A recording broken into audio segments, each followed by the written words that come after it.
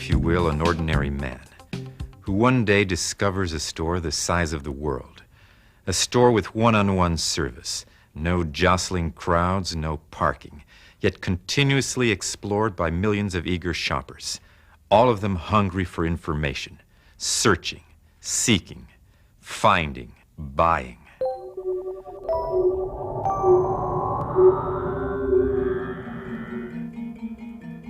What draws this man and millions like him is the unmistakable allure of having every type of product, every conceivable service right at their fingertips. And so this legion journeys for hours on end in an environment where time has no meaning.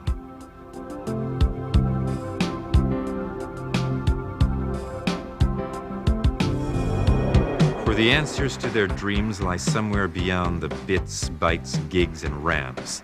And there, too, are the means for their desires to become not just satisfied, but affordable realities.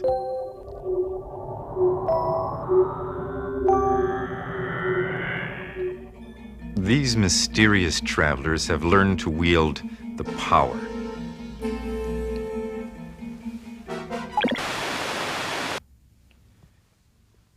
The power of a world where windows open effortlessly, where portals beckon with invitations to other dimensions. Yet questions remain. Where do they come from? Where are they going to? And who are they? It's been said that they come from everywhere, that they go everywhere, that they want to know everything and want everything, that they are strangers and neighbors, co-workers and competitors, children and parents, that they are your customers. Prepare now to enter a world where the lines blur between fact, fiction, and fantasy, creating a phantasmagoria of supply, demand, and fulfillment. That's the sign-on up ahead. You've just crossed over into the cyber zone.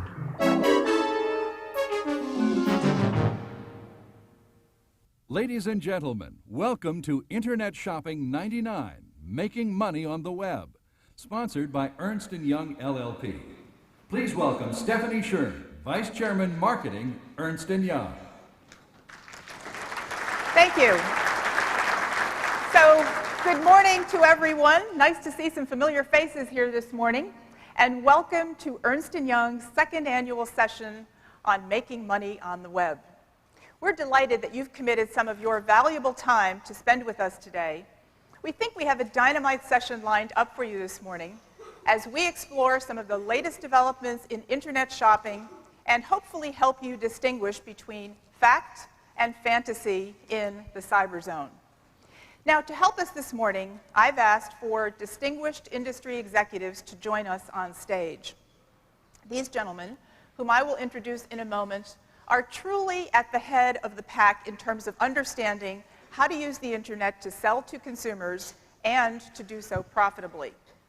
But before I introduce our panel, I'd like to give you a brief overview of how we'll be spending the next hour or so together. First, in our Fact or Fantasy segment, we'll take a look at some statements about online shopping and the internet, and using the results from our recently conducted Ernst & Young study, determine whether they are really fact or just fantasy. Then in our next segment, we'll review in depth 4 topics related to internet shopping: online consumer relationships, branding, barriers to online selling, and financial performance.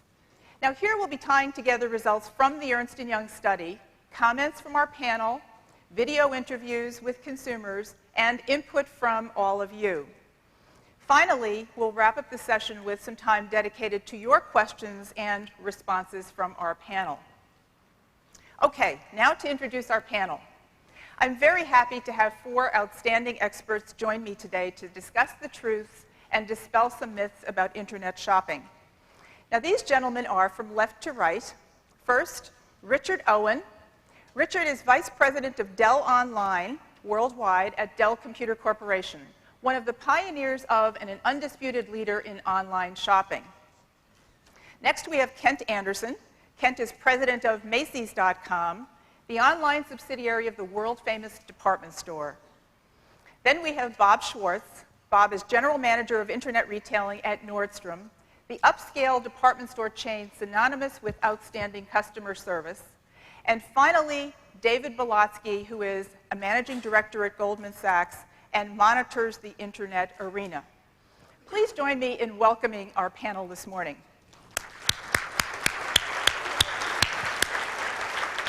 Okay, so let's get right into our session. Our first segment today involves distinguishing between what's fact and what's fantasy in the cyber zone. Now, there are a lot of opinions out there about how big the market is, whether anyone can really make any money, and who exactly online buyers are. Well, to try to cut through the fog today by looking at some results of the Ernst & Young study that was most recently conducted late last year.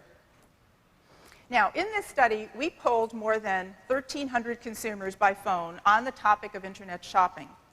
Of those consumers, we found that 43% have a PC at home, up from 41% in our study of a year ago. Further, we found that 26% of the consumers interviewed are connected to the internet. This figure is up from about 20% in our 1997 study. And perhaps most importantly, 10% of the consumers polled in this year's study said they have shopped online at least once in the past year, up from about 7% in the year before. So clearly the trend is a positive one for online shopping. Now, we also surveyed 125 retailers and consumer product manufacturers to get their views on online selling. And as you can see from some of the charts in front of you, our respondents represent a variety of retailers and a wide variety of manufacturers, from apparel, food and beverage, toys, to sporting goods, computers, and packaged goods. They also cover a spectrum of sizes, with the bulk of respondents generating annual revenue of more than about $400 million a year. Now, as a result of our polling, a number of points came into focus, and I'll take a few minutes to highlight some of the most interesting of these in the form of fact or fantasy. First item, fact or fantasy. Online shopping is the purview of the young, technically agile shopper. Well, this statement is pure fantasy. There really is no one profile of online shoppers, just as there isn't for traditional shoppers. In fact, the demographics from our study of online shoppers are quite similar to those of the overall population, with a few exceptions. On the whole, online shoppers are better educated than the average household. They are wealthier. They are still today somewhat male-dominated, although the percentage of women shoppers online is increasing rapidly. Interestingly, 68% of online shoppers in our study are 40 years or older, quite the opposite of the perception that most web buyers are Generation Xers, Generation Yers, or generally just young people. Now, next item for fact or fantasy. Online selling is limited to a few categories of products. Fact or fantasy? Well, this is also fantasy. While computer-related products continue to dominate the online market, sales of books and clothing, and we predicted that here last year, more than doubled in the past year. And recorded music and gifts such as flowers and candy and the like more than tripled in our study. Many retailers now offer a huge diversity of products online. Think about Walmart or Macy's.com, for instance. Macy's.com carries 250,000 SKUs across apparel, cosmetics, lingerie, jewelry, fragrances, and home furnishing categories. Now, last item for our fact or fantasy. The proportion of retailers selling online tripled in 1 year. Well, this is a fact. In the most recently conducted E&Y study, and actually about a year ago, I should say, just 12% of retailers told us then that they were selling online, compared with 39% this year. Also encouraging is the fact that the percentage of retailers planning to sell online increased from 22% last year to, as you can see, 37% this year. Online sales really still seem to be concentrated in a few well-established sites. Shop.org, for example, says that the 10 largest online stores account for half the revenue generated online. Now, you're probably wondering about the devices that are on your tables or your chairs. And if you were with us last year, you know that they're part of an audience response system that will allow you to participate with us in the next segment of our session. But before we move into our next session and get to some of the issues we want to talk about today, I'd like to do a quick test to familiarize you with the devices and how they'll be used. So I'm going to ask you a few questions. We'll ask you to respond, and so you should begin to pick up your devices, and we'll make sure that they're all working. Okay, so for the first question to test, as consumers, putting yourselves in the shoes of consumers, have you bought anything online in the past year? Press 1 for yes, 2 for no. Okay, let's vote.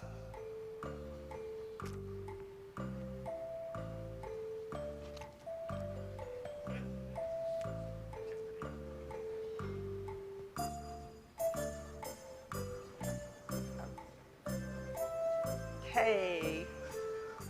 How does it look? Okay, so 58% yes and 42% no, so somewhat higher than our study, but not surprising for this audience. Okay, next question. Once again, a test.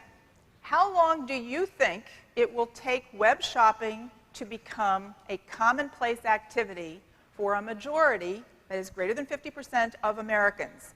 You can see the choices in front of you, so please choose one. Okay, let's vote.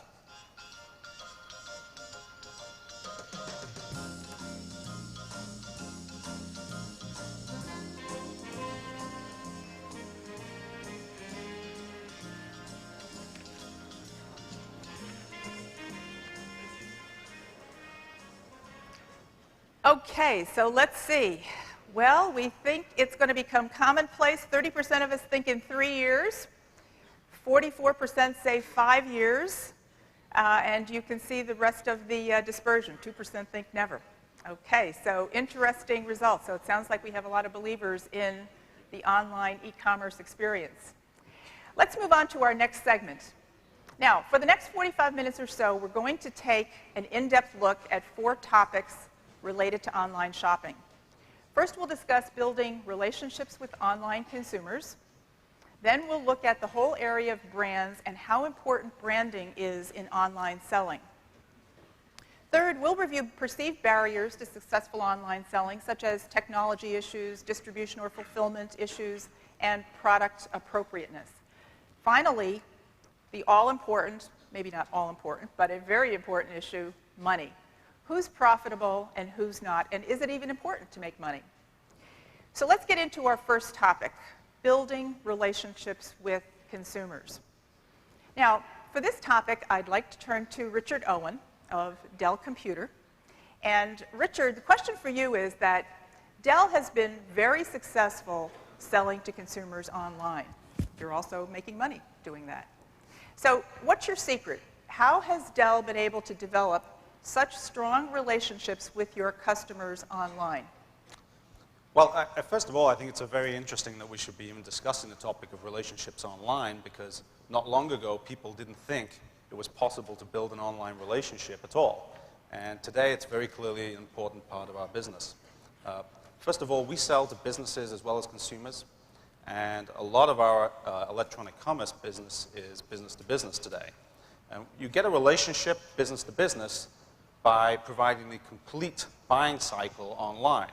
So pre-sales, sales consulting, marketing, selection of product, pricing and specialized pricing solutions, delivery, post-sales technical support and service. If you are able to provide all of the elements to the customer, that starts to develop a relationship. Secondly, I think segmentation is extremely important. What we've learned over the years is that different customers have extremely different needs in terms of business. Well, that also translates into the web space. And so you need to start thinking about segmenting your web offering to meet the segments of your customers and what they need. Now, in our case, we have around 10 to 12,000 what we call premier pages, which are exclusive business-to-business e-commerce sites. And so 10 or 12,000 customers today, and that number grows very rapidly, are accessing Dell's customized web offering, which is targeted to what we understand their needs to be. In the business space, that may mean help desks, unique information about their accounts, and also value-added services for them like asset management and purchase history tracking. In the consumer space, the concept of personalization and segmentation is exactly the same. It's just that the technology is often different. It may be portals. It may be providing a question-answer format that allows the customer to build a virtual world around their needs. And that creates a certain amount of stickiness with the site. This approach seems to work. Today, we do around $10 million a day on the web, which I'm reliably informed adds up to about $350 a second in web business. So clearly, customers are very attracted by this.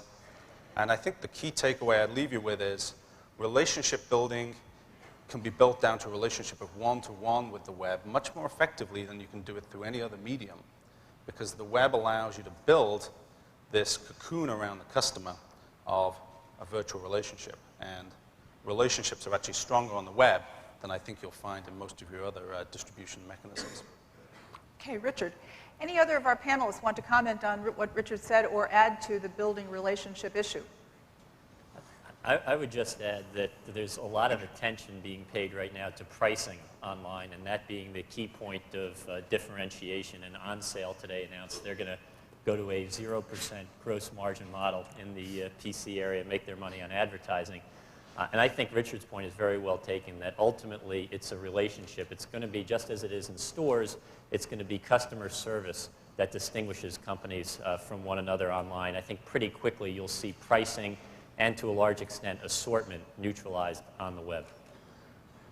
Other panelists? Kent? Well, as a retailer, this is one of the areas of the internet that ultimately attracted us to this business model, the one-to-one relationship, the personalized customer service.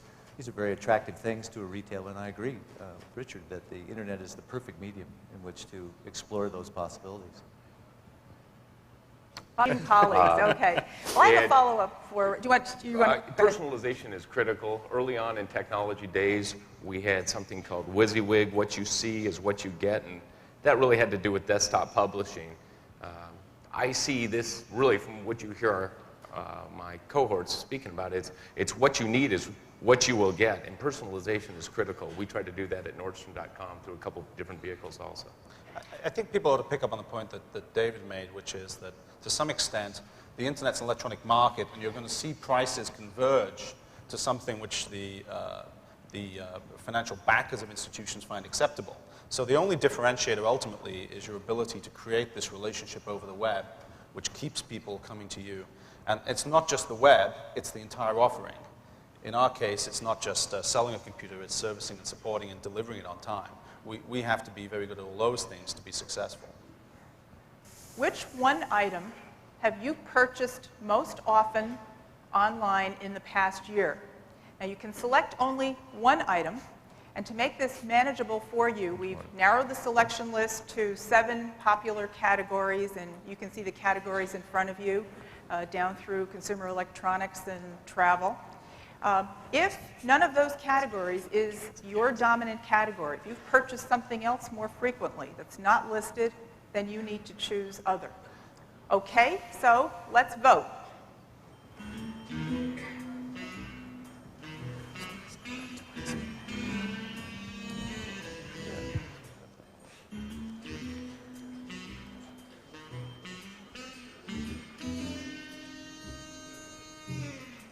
Okay, how are our answers looking? Okay, so books is that #1 category.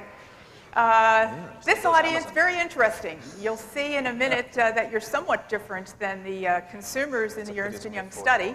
But for this audience, 38% of you said books was your most frequently purchased category, then travel. Very interesting, travel. Then came, let's see, I guess, computer products and recorded music. Clothing is pretty far down on the list for this group. So thank you very much. That's pretty interesting. Now let's look at what consumers in the Ernst & Young study had to say to that question.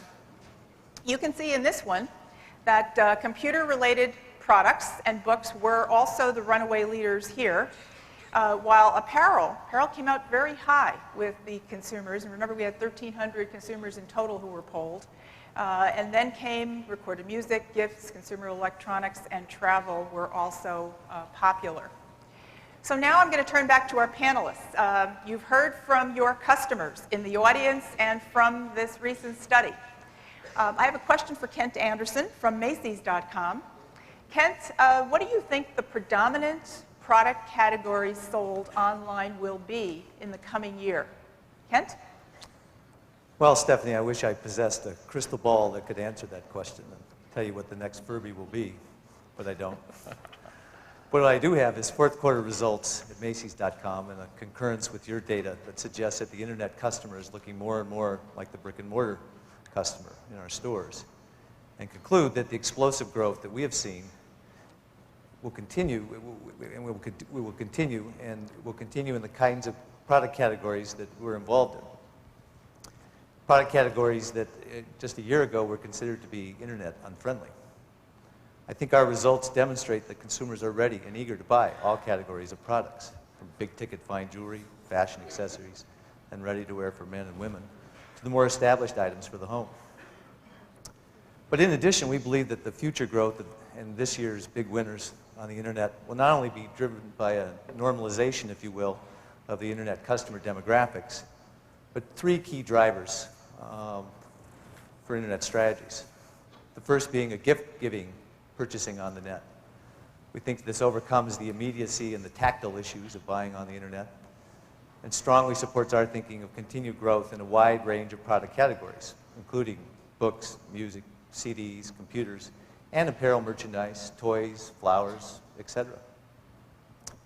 The second is the convenience aspects of the net, which I believe translates to major opportunities and growth for product categories in the more basic, replenishable types of merchandise.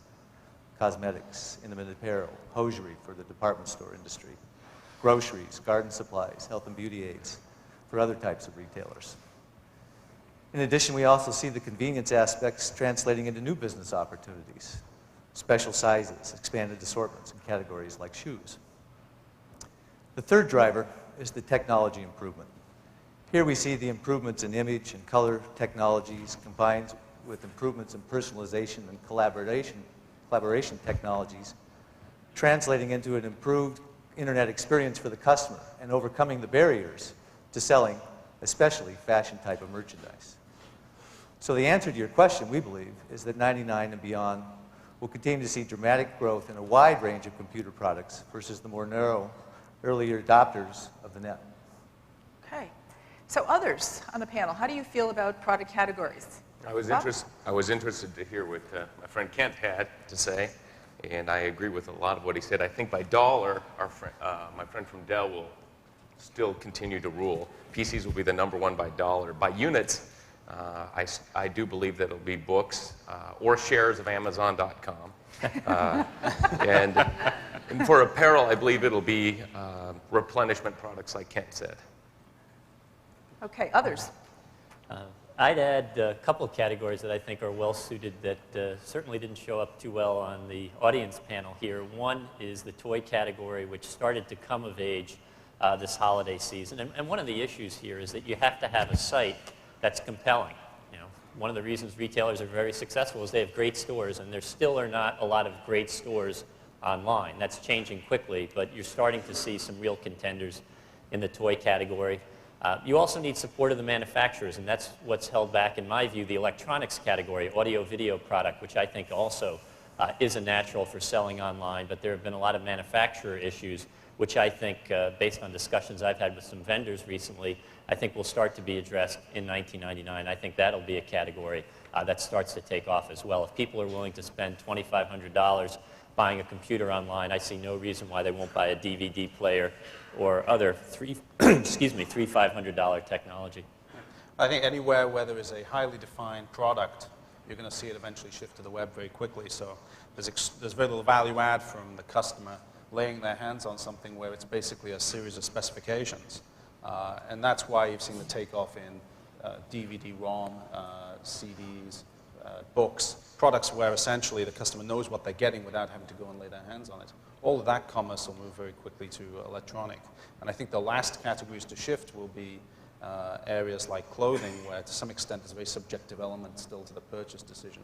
But these guys may have more optimistic views of it than I do. Well, I don't think you can discount the convenience aspects of the internet. You know, the recent surveys that I've seen in the age groups that you demonstrated are coming on the net, 60% of them, you know, complained about the fact that they don't really have time for shopping. And I think the internet presents a wonderful opportunity, 24/7, if you will, to address that specific issue. So, although I would agree there are technical issues that still stand in the way of ultimately selling fashion ready-to-wear on the internet successfully, the convenience aspect, I think, is a very powerful driver of customer behavior going forward.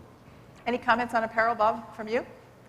I agree with Kent, as I said earlier. Replenishment product, I think Kent spoke about. I think those are large. I know as a male, I don't have enough time to shop a lot of times. So if I want the high-touch experience, I'll go to the store. If I want to quickly order a new shirt, shoes, something like that, I'll use the internet. And frankly, my wife tends to feel the same way. Okay.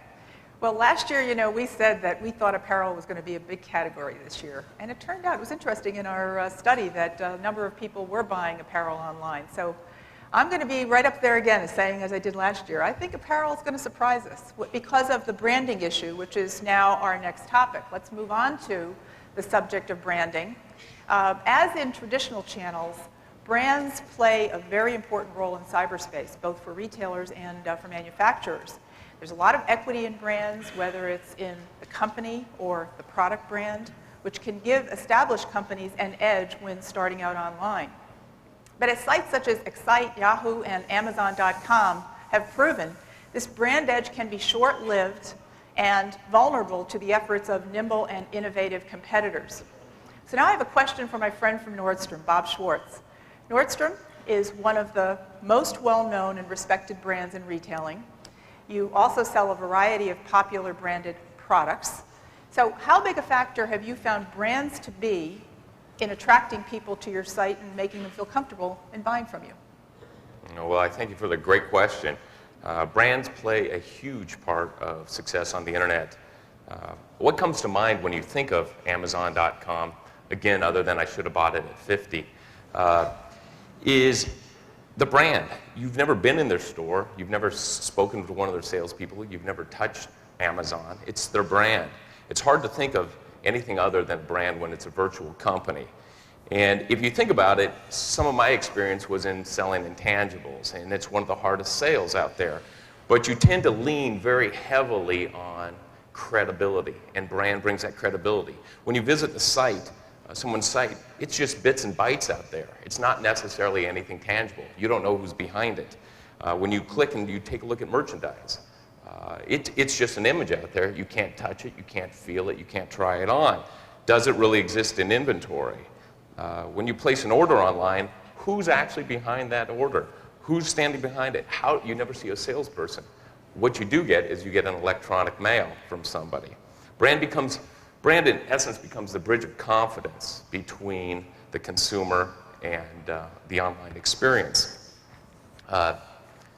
Not everyone agrees with me. Recently, I was also down at the shop.org meeting, and this was during the summer, and it was heavily populated by internet-only companies. And there was a gentleman up there that basically was saying, internet companies will rule the world, dude. And he kept saying that BDCs, the BDCs, they will all fail. And I'm like, what is a BDC? And basically he stopped and said, for you that don't know, it's the big, dumb companies. And I thought, well, that's interesting. He said they will fail because they have brick and mortar, and it's such a burden. He said, because people are, all those people that are all stuck in the old ways. And to me, I felt that, I asked myself, are these deficits or are these actually assets? And to me, it's an asset if you use the brand to bridge it. These brick and mortars, or as I like to call them, stores. You know,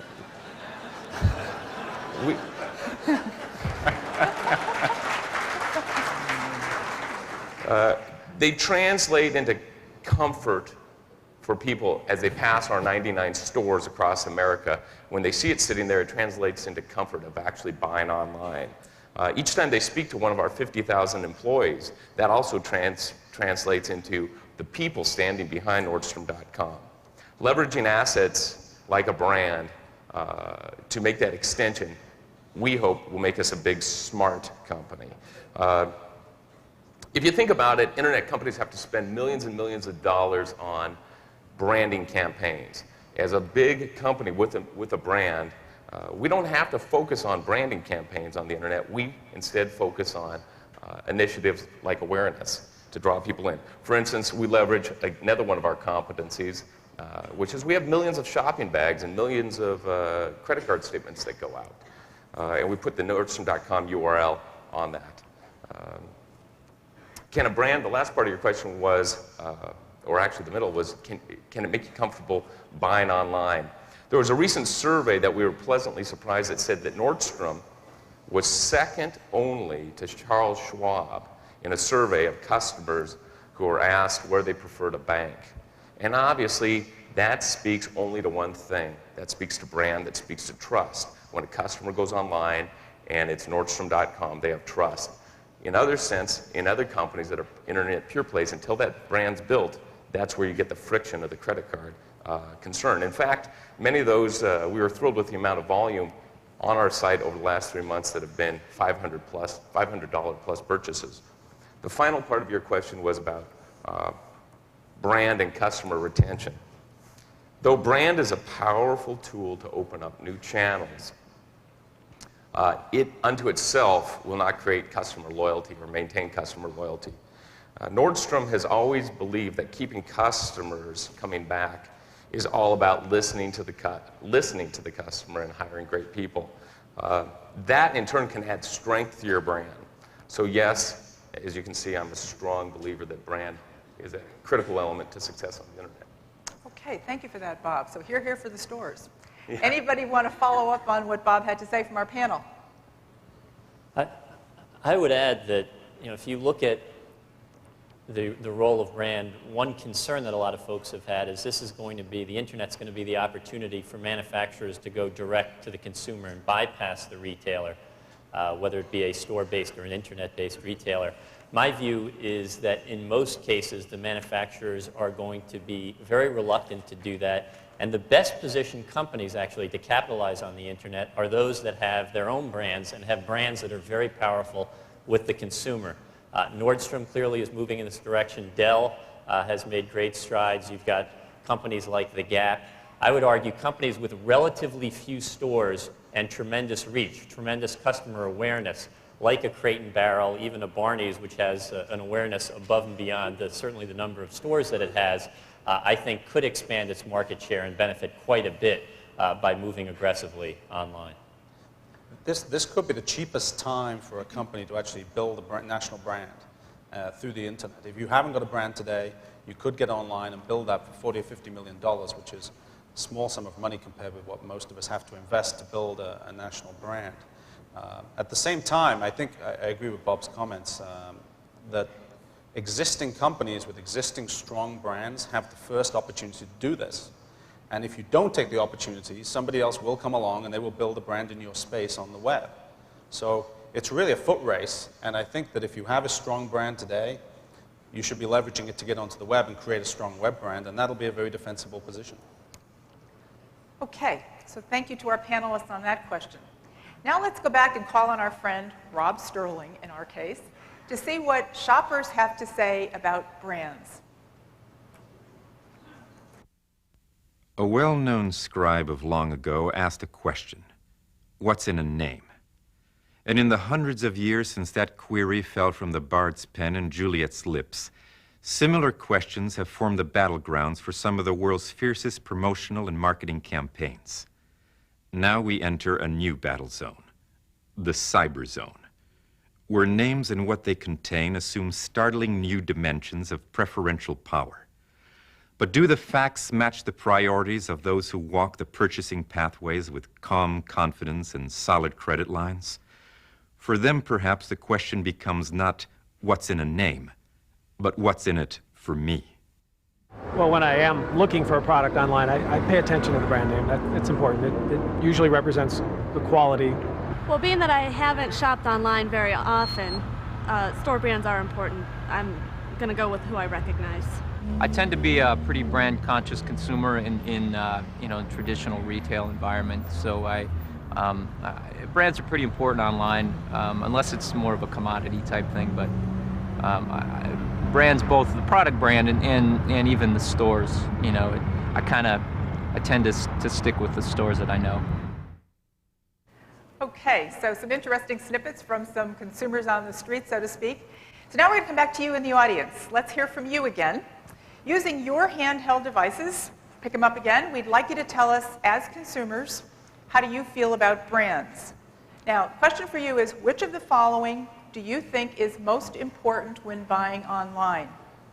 The product's brand name, that could be, for example, Barbie. Next is the retailer's brand, that could be, for example, Macy's.com. Or the manufacturer's brand, for example, Mattel. If brands are not important to you, then of course you choose number 4. So everyone, let's vote. My contention is if you don't have confidence in the person who usually gives people credit card to, everything else fails.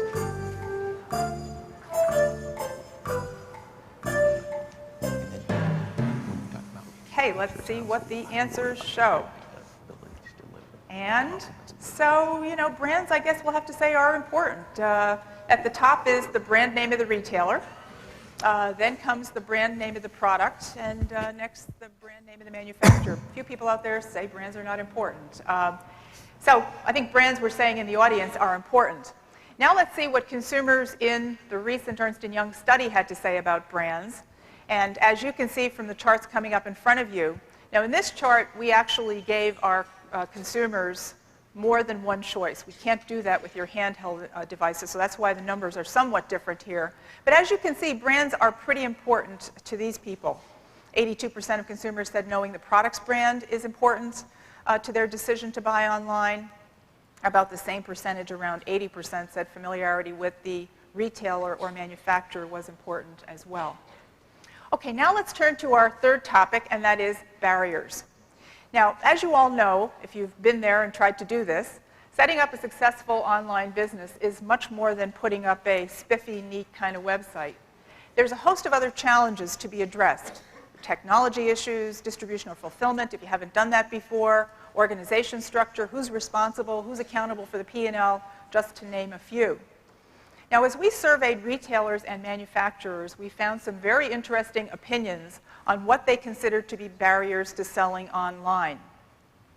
On the retailer side, the top 3 barriers are really what I would call infrastructure issues: conflict with investments in physical stores, technology issues, lack of a distribution or fulfillment network. For manufacturers, though, infrastructure was far less of a concern. Most said, and this was kind of surprising to us, most said their products are not appropriate for online sales. Others said that the potential risk to channel relationships is a barrier, as is the belief that consumers won't buy products online. Now, I'd like to turn back to Macy's and ask Kent Anderson to comment on these issues. And Kent, the question is, Macy's.com carries a wide variety of merchandise. How do you decide what categories and products you're going to offer on your site so that you don't cannibalize your store business, or do you just not worry about it? Kent? Well, Stephanie, actually, it's really not a consideration. We don't view the internet as a cannibalization. We look at it as an opportunity to grow. We see the internet, first of all, as a great way to grow sales by reaching new markets, both domestically and potentially internationally, without having to make the capital investments in stores. As an example, we've done business in the last year in all 50 states. By my count, 29 of those states did not have a Macy's store in the market.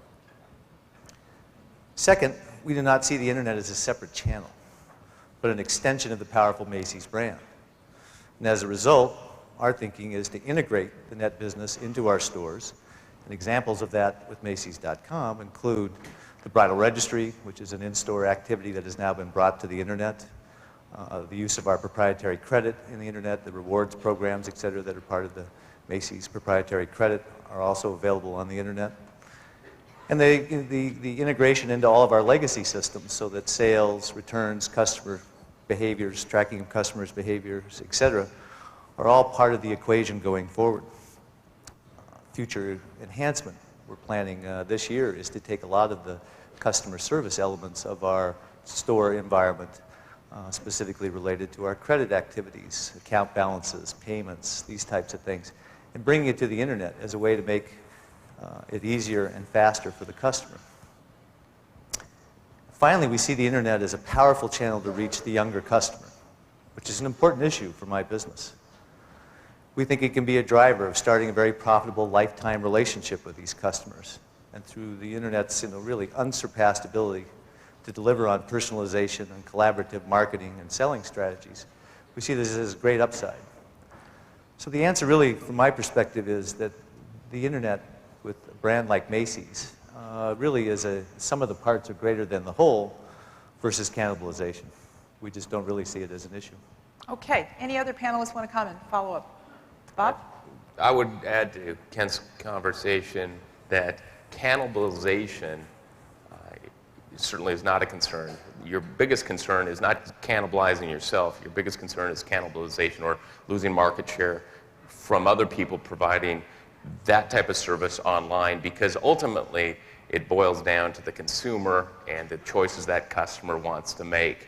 And do they want to shop today? It doesn't mean people are purely internet or purely retail. Do they want to shop today online, or do they want to go to the store? If you don't open that storefront online, you'll be cannibalized, you'll be eaten by your competitor. Okay, any others? Well, I think the big challenge for companies today is that they're competing with pure online commerce retailers who exist in a completely different financial structure than they do.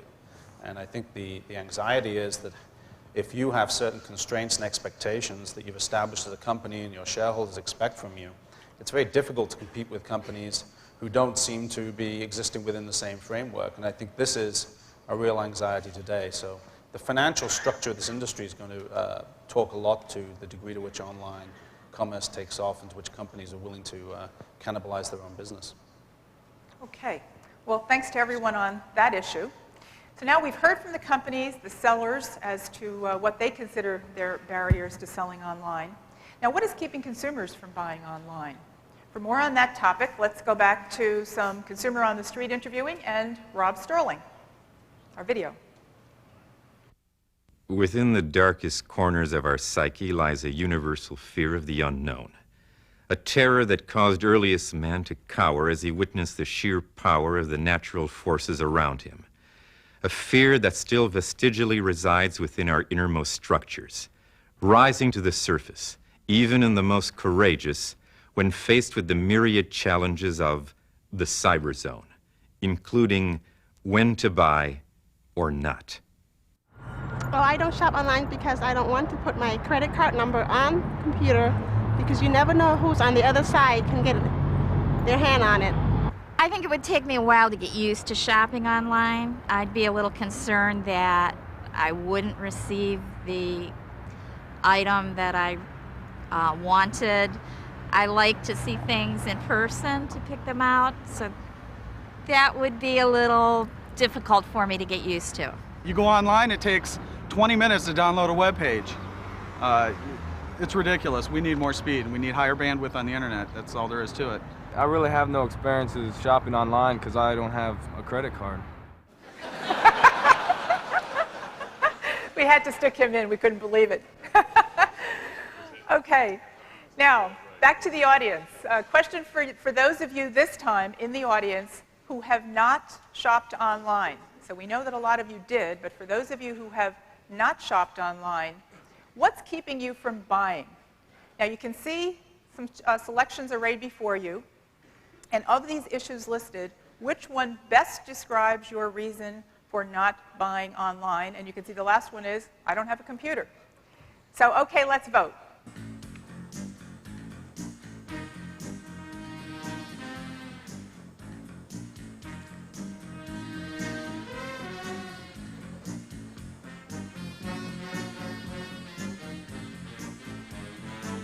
Okay, are we coming up with the results? Here we go. Okay, so at the top of the list is not necessarily credit card security, but it's number 2 up there. So 33% of you who have not bought online said you're uncomfortable with credit card security. Then the number 1 was prefer to see the products before buying. So like the lady in our Consumer on the Street interviewing, you want to see the products as well. And almost all of you have computers, I guess, is what this one says.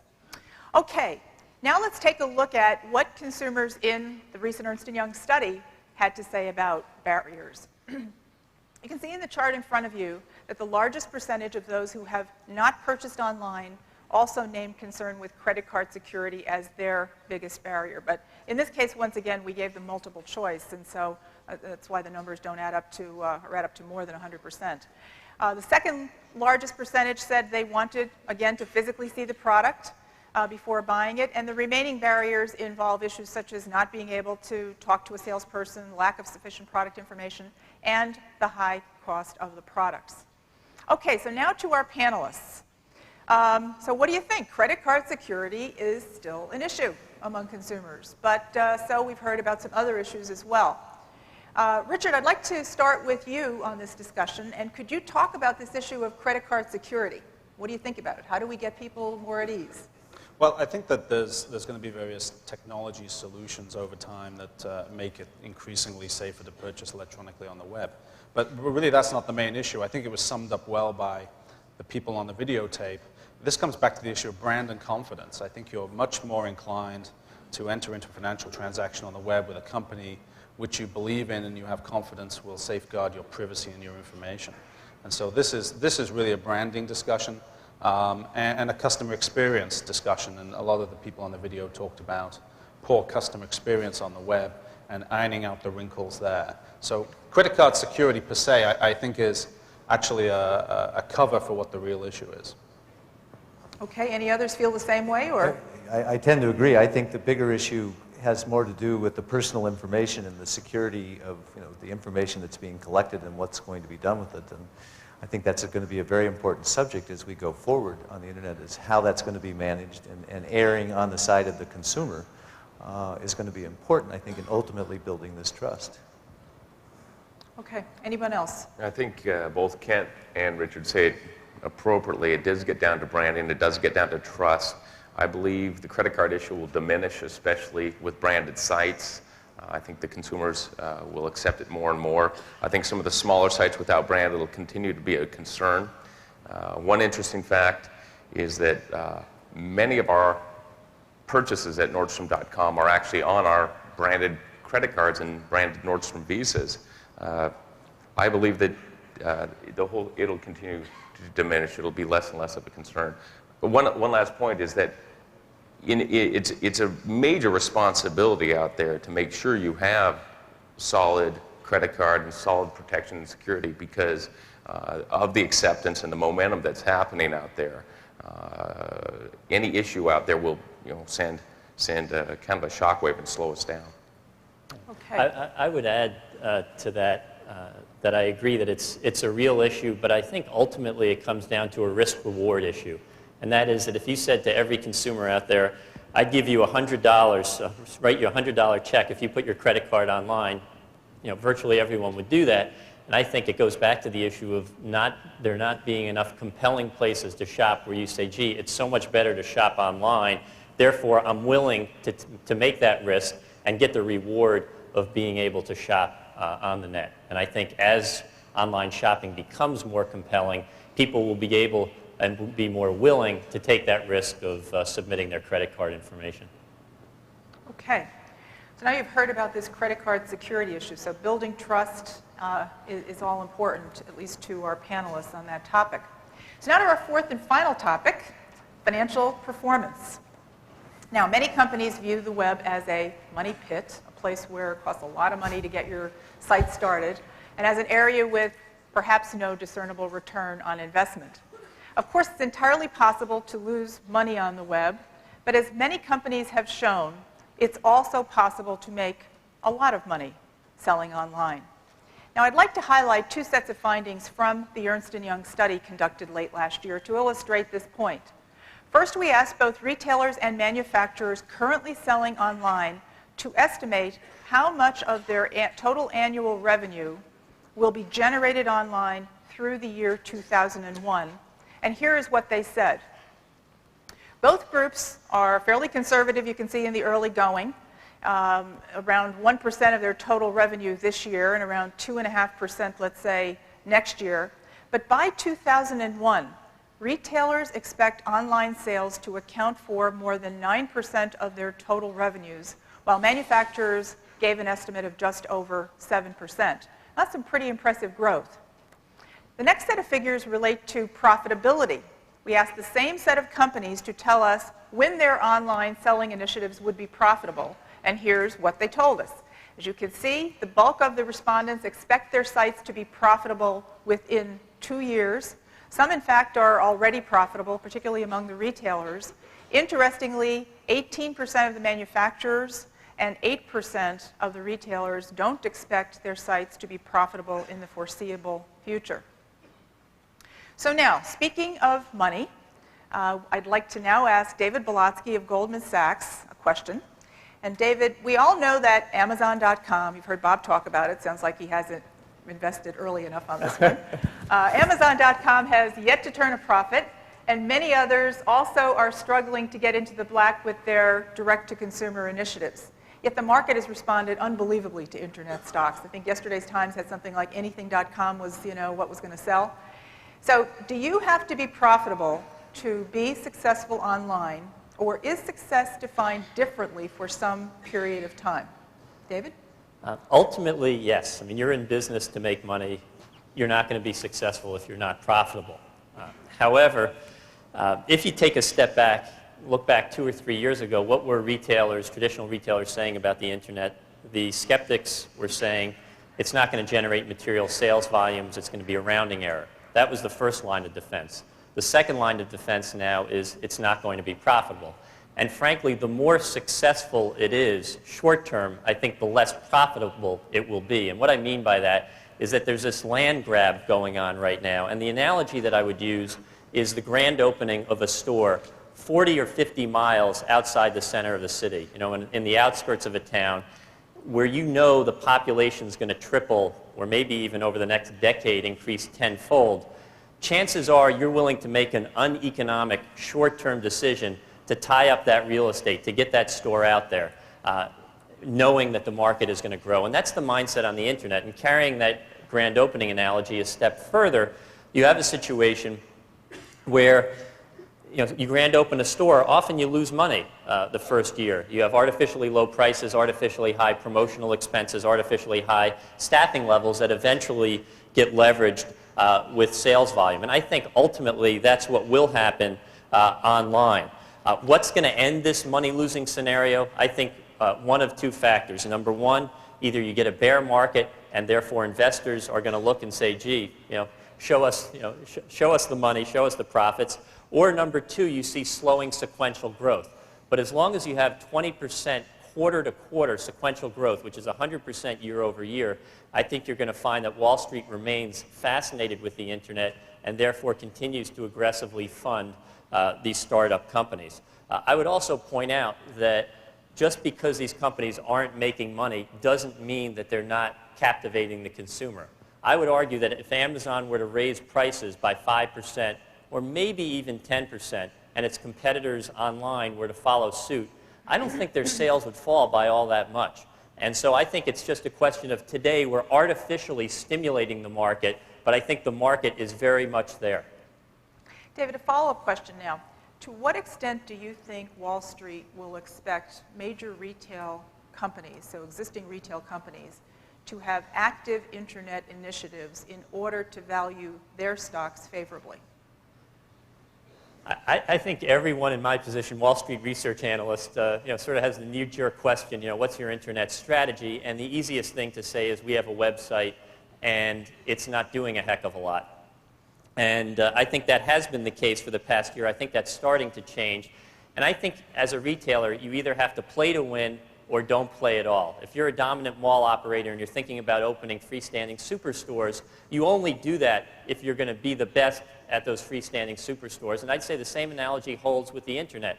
Don't go online to answer questions from annoying people like me. Do it because you see the potential for expanding your market share and ultimately making significant profits. And I think you'll see a lot of retailers say, gee, we don't want to fight with one arm tied behind our back against these internet upstarts. We don't want to be penalized for losing money. Let's slice off or spin off our internet business once it gets to a respectable size, which these days may only be 20 or 30 million in revenues, and take that business public so we can fight with the internet retailers on a level playing field where we get rewarded for losing money just as they do. Okay. Now, to be profitable, one has to assume that consumers are actually spending money on the web. And they're not just kind of surfing around various sites. Let's go back to Rob Sterling to see what he can tell us about hits and dollars. The hit. In the vocabulary of gangsters and mobs, no word is less desirable. But in the dialect spoken within the formless walls of the cyberzone, the hit is pursued like a musician fighting for stardom. For here, hits are contact, communication. Those savvy in cyberzone strategies know that today's hitman is as ruthless a creature as the most heartless of the Capone era. He or she may strike once and leave no trace. They think nothing of moving on when the job is done. They may never return to the scene again. And if they see no profit, they cannot be forced to confess with a credit card number. Luring these hunters calls for a trap that is properly prepared and bait that is sweet. But even then, there are no guarantees. I have done some shopping online, have experience with it. Right now I'm doing research to purchase a new car. It's a great way to compare prices, look at what dealers will sell them to you for, what their markup is, and information like that. I buy a lot of my CDs and books online. I have a few sites that I go to purchase those items, and I find it very efficient. I've bought clothes on the web, I buy books on the web, I just ordered flowers and candy on the web and had them sent to my mother.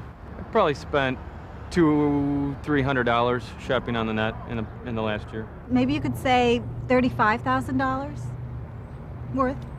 What? A car. There's a little surprise there. Okay. Now we've got a last question this morning for you in the audience, and this one is only for those of you who have purchased something online in the last year. So now, if you have shopped online in the past year, how much have you spent in that time frame? You can see the choices in front of you, 1 through 4. Pick one. Let's vote.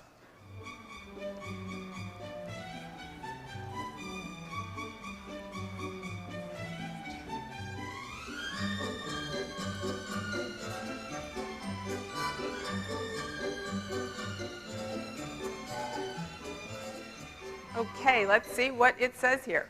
Okay, interesting. So 31% less than $100, but 32% more than $500. So some interesting spending going on from the people in the audience. Let's look at the Ernst & Young study, and you'll see that consumers showed a noticeable increase in the amount of money that they have spent in this study online this past year. In 1997, 45% of consumers spent less than $100, while in 1998, 34% did so. And on the high end, only 26% spent more than $300 online in 97, compared with 35% this year. And in fact, 19% spent more than $500. So the spending trend on the web is definitely up, and that's good news for all of you who are selling online. Now, to help us put a wrap on this session, we're going to turn back to our friend, Rob Sterling, one last time. So take it away, Rob. It's been said that there's no such thing as incontrovertible proof, that for every point of reference, a counterpoint exists. Yet the things we've seen here today, the statistical extrapolations and cogent commentaries, all bear witness to the power of online retail presence. Through them, we have seen that this is not the fleeting, wishful dream of a few daring pioneers or computer whiz kids. Rather, it is, in reality, a reality. Love it, fear it, or take advantage of it. This world is here to stay. A remarkable new land where valuable territories are being claimed even as we speak. Be assured, visitors will flock to explore. Doors to profitability will open wide.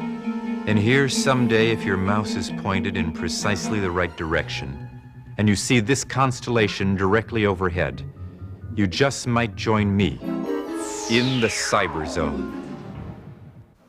Okay, so that's the end of Rob Sterling for this morning and the end of our prepared remarks for the morning. And in a moment, we're going to get to your questions and our answers. But first, I'd like to ask you to please help me in thanking our panelists for their time this morning and their insights.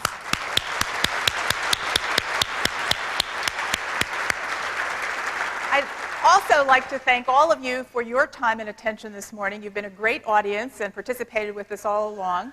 A couple of quick notes for you. First, please leave those keypads on the table or on your chairs before you leave. Don't get up just yet now. We're going to ask you to queue up in a minute for questions. But be sure also to pick up your copy of the Ernst & Young study. There are copies just outside the door. Now, we have some time left for your questions, of course. So if you'd like to ask our panelists a question, I'd like to invite you to queue up to the 3 microphones that are in the center of the room. We realize that we may not get to all of your questions, so we'd like to invite you to use perhaps the cards that we left on the table or on your chairs in front of you. If you have a question that we don't get to, feel free to write it down, leave it in the back with someone, or you can leave it at the Ernst & Young booth in the conference center.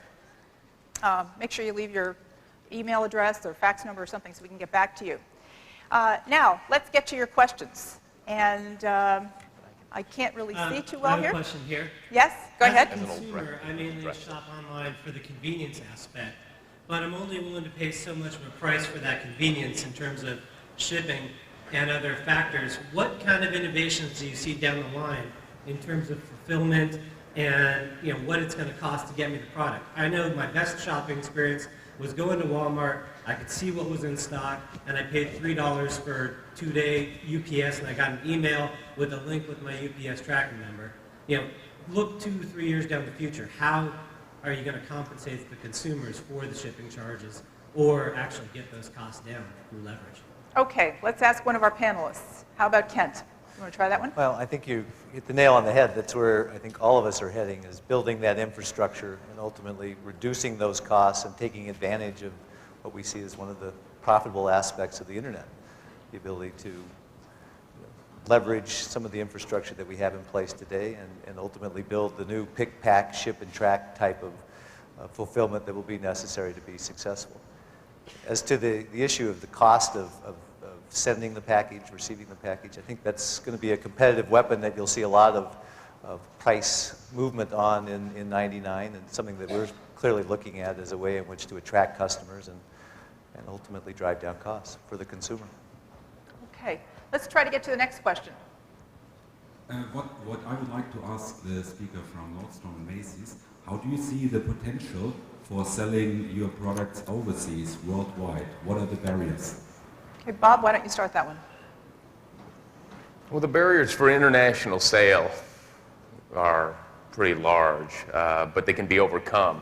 It's just going to take some time. We think, somebody on the panel mentioned earlier that, I think it was Kent, that the infrastructure is a lot less expensive than developing 99 stores in Europe by being able to have the Nordstrom presence online. It's something that we hope to be there, and we're aggressively taking a look at it, but it is the transaction system and some of the infrastructure makes it a difficult journey, but so is the internet. Kent? Actually, it's an area, I think, of tremendous possibility. We've already been approached a couple of times about developing overseas businesses with partners in Europe and South America. There are some vendor or some channel-related issues, a handful of them, quite honestly, that would need to be addressed. And honestly, we see the international business as a big possibility going forward. Okay, let's go to the microphone in the back. Thanks a lot. Some analysts have said that the power of the web can be measured by the number of links or the strength of the links back to your core websites. I guess a question for you is how do you see some of your other trading partners other than vendors such as property management companies and other local entities being able to enhance and make your overall shopping experience more relevant to consumers? And I guess this question is mainly directed at Mr. Schwartz and Mr. Anderson. Okay, so Kent, do you want to start this one? Well, I'm not sure I entirely understood the question. I believe the question related to traffic drivers to our site. The ability. How do you see using local stores? Right now you've got a big mega site that is your store. Well, we see the internet and the store itself as a synergy, that there are opportunities to bring internet technology into the store. For example, the ability to put expanded assortments on the internet and also in our stores without potentially the commensurate inventory investment is a good idea. As I mentioned earlier, potentially businesses, special sizes. There probably isn't a retailer around today that carries all of the inventory, the 14 triple D, et cetera. So we see lots of opportunities to take what would work well on the internet and bring it into our stores and actually expand the shopping experience in the store. Bob? I agree with everything Kent said, except for the one comment that there's not another retailer around that carries a 14 triple D. Okay. Question here in the middle, Mike. Good morning. I'm from UK. I'm director of the Institute for Sustainable Development in Business. And I see very positive environmental benefits for using online shopping in reducing traffic flows in cities and so on and so forth. That's part of the question. But the other question is, as a university, we're clearly interested in selling services online rather than products online. And I wonder if I could have a panelist view on some of the problems of selling services. Okay. Who would like to start that one? Anyone selling services? Dell, you're selling services also. I think that there's the challenge in selling services is actually managing to productize them into a way that's easy for customers to buy them. Typically a service is very undefined. For example, it would be very difficult to sell something as undefined as a consulting service that perhaps Ernst & Young provides on the web. However, once you can start to get services down to more productized offerings, I think it's much easier to sell them. I'd also comment on your environmental interesting insight there. There's some very interesting demographic shifts going on in the UK and also in the United States, where to some extent the internet is benefiting from a trend in the United States towards suburban communities and towards people not necessarily wanting to drive a long way out to large malls or the convergence of shopping around large malls. In the UK, traffic congestion is much more of a problem. In Japan, it's a huge issue just trying to get around. So some of those factors in some of the European and Asian countries are really accelerating the growth of the internet also. Others, Bob? Distant learning, which is one of the services you're probably thinking of, I think is a huge opportunity. The idea that I can sit in Seattle and get a lesson from one of the best professors in the world anywhere at any time is a huge opportunity. You got his answer. One thing I'd like to add on selling services online, we began with our selling of consulting services online through our online website called Earning a couple of years ago, and you need to get it down, as you said, to a productized service kind of category before you can really see the benefits from it. But it is definitely possible to even sell consulting services online. So that's been our experience with it. Okay, other questions in the back? You discussed credit card security and the concerns with that. Realistically speaking, how much of a concern is it for consumers to put their credit cards on the web? And are there any plans for building awareness with consumers that it, in fact, is not really a concern, that your credit card is safer over the internet than, say, giving it to a waiter in a restaurant? Okay, who wants to start that one? You all have experience with that. So is it really a problem? Well, I'll take a first run at it. In my opinion, no. as I said earlier, I think the bigger issue is going to end up being not the credit card security, but the personal information, which drives a lot of the personalization and collaborative technologies on the internet. And what are the retailers, what are the business models going to do with that information, and how is it going to be protected? So I don't see it as an issue, and obviously Macy's would guarantee any transaction placed through our store if the customer ran into a problem, and we have had no issues with it to date. What about the awareness issue? Anyone want to comment on how do we make consumers aware that this is not, if you all believe that it's not a problem, how do we build the awareness that it's not? Bob? I think we're all, I know downstream here that I think we all host on our sites a message through the transaction process that speaks to consumer confidence in the secure transaction system. But I don't know of any general awareness programs. Richard, what about you? You've been selling online a long time. Is there anything that you do from an awareness perspective? And I guess, do you all agree that with Kent that it's not a problem? I think I would agree that it's not a problem. It's very much in the minds of people.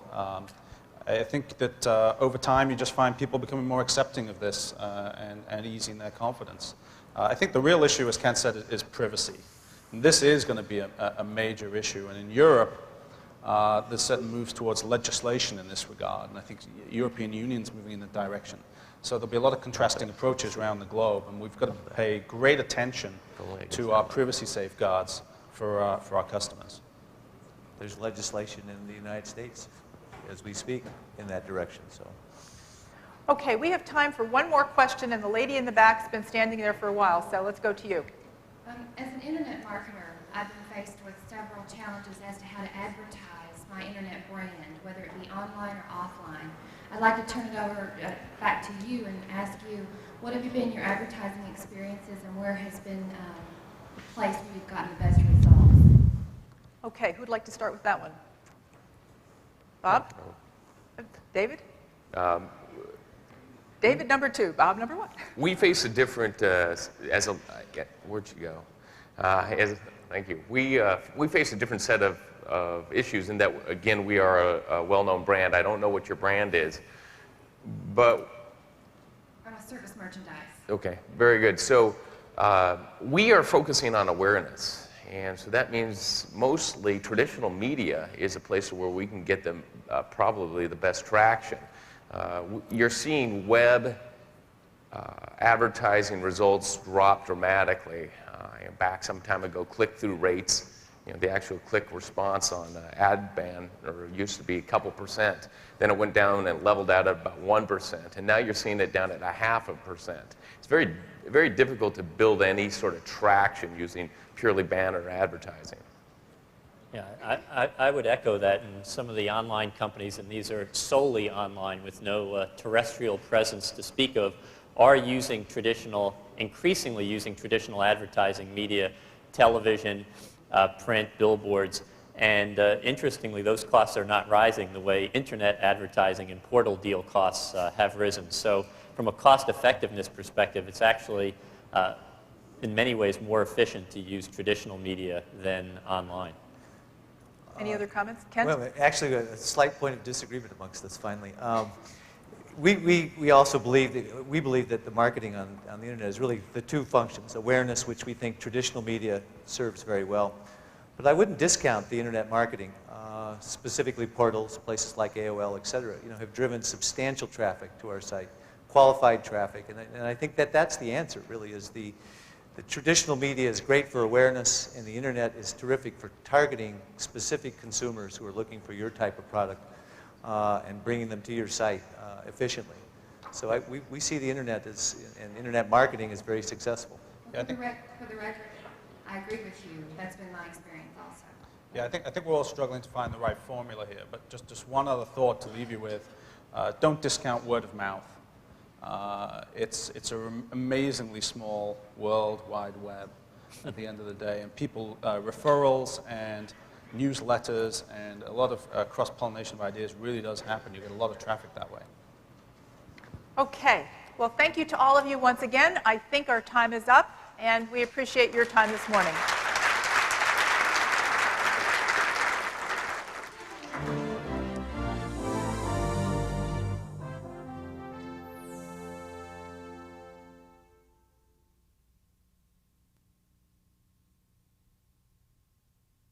Thank you for attending today's Super Session.